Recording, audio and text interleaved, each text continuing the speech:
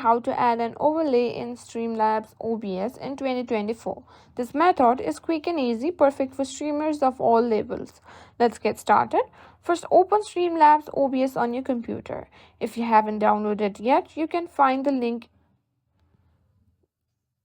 Now, once Streamlabs OBS is open, navigate to the Editor tab on the left-hand side. This is where you can manage all your scenes and sources. To add an overlay, you first need to create a scene. Click on the plus button under the scene section and give your new scene a name. Click on the Now show the sources section. Click on the plus button to add a new source. Select image or media source depending on the overlay file type. Next, we need to import our overlay file. Click on add source and then add new source. Browse the computer for the overlay file you want to use. Once you've found it, click open and then done. Now you can resize and position your overlay anywhere on the screen. Simply click and drag the corners to adjust the size and move it to your desired location.